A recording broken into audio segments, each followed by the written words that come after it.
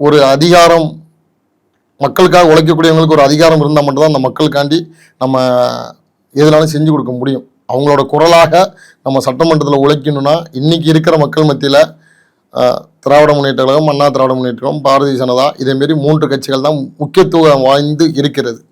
அதனால் நம்ம மக்களுக்கு உண்டான குரல் சட்டசபையில் ஒழிக்க வேண்டும் என்பதற்காக தான் இவங்களுக்கு நம்ம ஆதரவு கொடுக்க வேண்டிய சூழ்நிலை. இல்லை, அனைத்து சாதிகளுக்கும் இங்கே திமுக தான் பிரதிநிதித்துவம் கொடுக்குதுன்ற ஒரு பார்வை இருக்குல்ல.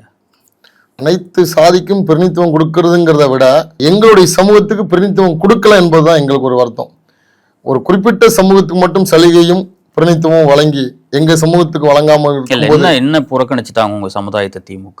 எங்க சமூகத்துக்கு உண்டான எங்க சட்டமன்ற உறுப்பினர்கள் எங்கே முக்கியத்துவம் கொடுத்துருக்காங்க? இருக்கிறதுலே திராவிட முன்னேற்ற கழகத்துல அதிக படித்து அறிவார்ந்தவர் பிடிஆர் பழனிவேல் தியாகராஜன். அவருக்கு ஃபர்ஸ்ட் ஒரு அமைச்சர் போஸ்டிங் கொடுத்தாங்க, அதை எடுத்துட்டாங்க. இன்னைக்கு அவர் கட்சியில் எந்த நிலையில வச்சிருக்காங்க? இன்னைக்கு அவருக்கு இருக்கக்கூடிய நாலேஜ், அறிவார்ந்த விஷயம் அந்த திராவிட முன்னேற்ற கழகத்தில் இருக்கக்கூடிய அமைச்சருக்கு யாருக்காட்டும் இருக்குமா? கிடையாது.